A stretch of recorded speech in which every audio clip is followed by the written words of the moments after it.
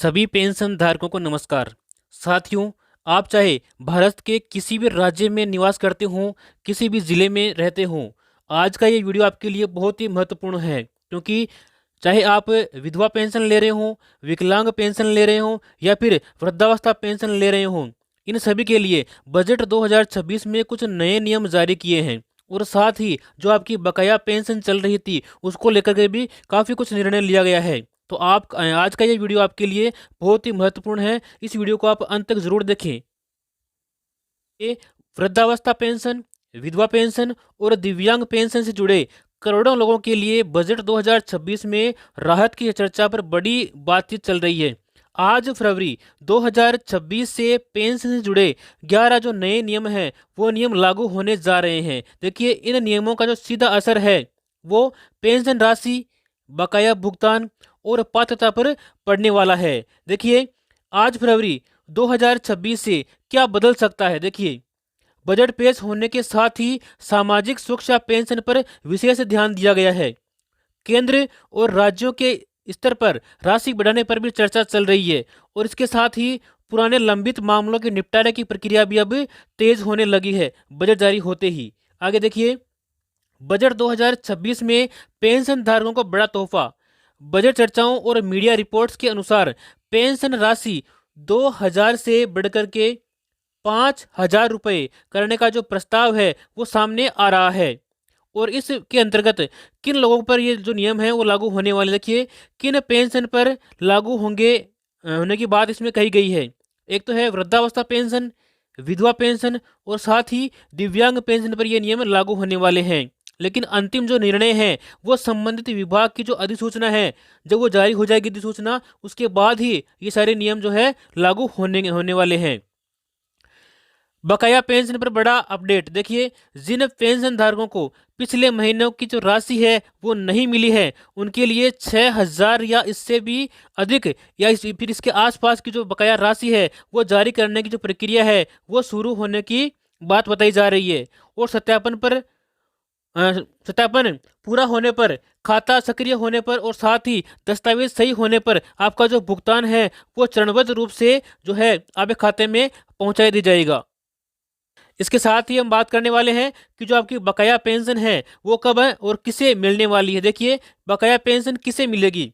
जिनकी पेंशन स्वीकृत है और साथ ही नाम सूची में है और पेंशन पहले मिलती रही है उन्हें मिलेगी। और साथ ही जिनका जो बैंक खाता है वो एक्टिव है, बिल्कुल सक्रिय है, और साथ ही बैंक खाता बंद नहीं है और उसका जो डीबीटी है वो डीबीटी से खाता जुड़ा हुआ है, तो भी उसकी पेंशन उसे मिलेगी। साथ ही जिनका सत्यापन पूरा है और आधार, जन आधार और जीवन प्रमाण पत्र अपडेट हैं और जिनकी पेंशन तकनीकी कारणों से रुकी थी, उन्हें जो है बकाया पेंशन मिलेगी।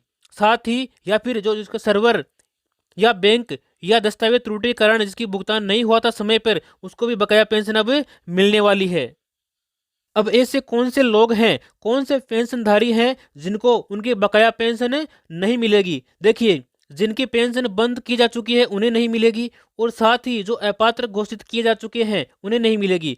जिनका सत्यापन अधूरा है, जीवन प्रमाण पत्र या दस्तावेज उनके अपडेट नहीं है, जिनका बैंक खाता निष्क्रिय है या फिर खाता बंद है या गलत विवरण उन्होंने दिया है या फिर उनका डीबीटी लिंक नहीं है, तो भी उन्हें पेंशन नहीं मिलेगी, या फिर वो डुप्लीकेट या फिर गलत लाभ लेने वाले हैं, एक से अधिक योजनाओं का लाभ ले रहे हैं, तो भी उन्हें जो है अब पेंशन नहीं मिलेगी। तो इस बात का आप ध्यान रखें। एक जरूरी सूचना सभी पेंशन धारकों के लिए। देखिए, बकाया पेंशन का जो भुगतान है और जांच और सत्यापन पूरा होने के बाद ही आपको किया जाएगा, तो आप जो है सत्यापन पूरा कर लें और आपका जो है जो भी डॉक्यूमेंट अधूरे हैं वो पूरे कर लें। अंतिम निर्णय जो है वो संबंधित विभाग की प्रक्रिया के अनुसार ही होने वाला है। आज फरवरी 2026 से पेंशन के 11 जो नियम हैं वो लागू होने वाले हैं। देखिए, संभावित ढांचा बता रहे हैं हम आपको कौन कौन से संभावित इस पर विचार किया जा रहा है। देखिए, एक है पेंशन राशि में बढ़ोतरी, तो आपकी जो राशि है वो 2,000 से बढ़कर के 5,000 रुपये किए जाने पर विचार किया जा रहा है। और साथ ही बकाया भुगतान की जो समय सीमा है वो भी जो देखिए लंबित राशि को एक साथ या चरणों में जारी करने की व्यवस्था यहाँ पर की जा रही है। पात्रता सत्यापन, आधार, जन आधार से वार्षिक सत्यापन आपका अनिवार्य अब हो गया है। साथ ही बैंक खाता की अनिवार्यता, सक्रिय बैंक खाता और डीबीटी आपका लिंक होना जरूरी है। आय सीमा की समीक्षा, आय मानदंड में संशोधन की संभावना यहाँ पर बताई जा रही है। साथ ही अपात्र मामलों पर रोक, यानी कि जो डुप्लीकेट या गलत लाभ ले रहे थे अब उन पर कड़ी निगरानी रखी जा रही है और उनके जो डुप्लीकेट लाभ है वो बंद किया जा रहा है। साथ ही नए आवेदन की प्रक्रिया सरल, ऑनलाइन और ऑफलाइन दोनों ही विकल्पों से आप अब जो है पेंशन के लिए आवेदन कर पाएंगे। इसके अलावा स्थानांतरण पर पेंशन जारी, यानी कि आप जिले या राज्य बदलने पर भी पेंशन जारी रहने की व्यवस्था भी अब की जा चुकी है। दिव्यांग पेंशन में विशेष प्रावधान, गंभीर दिव्यांगता पर अतिरिक्त आपको सहायता देने पर भी चर्चा यहाँ पर की जा रही है। साथ ही विधवा पेंशन में दस्तावेज और अधिक सरल कर दिए गए हैं, जिससे कि कागज तो है वो कम कर दिए गए हैं और उसका निपटारा है वो जल्द ही अब किया जाने पर विचार चल रहा है। शिकायत निवारण प्रणाली, यानी कि तय समय में समाधान का प्रावधान अब किया गया है। जितना समय जो है सरकार ने दिया है उतने समय सीमा के अंतर्गत ही आपकी शिकायत का जो है निवारण किया जाएगा।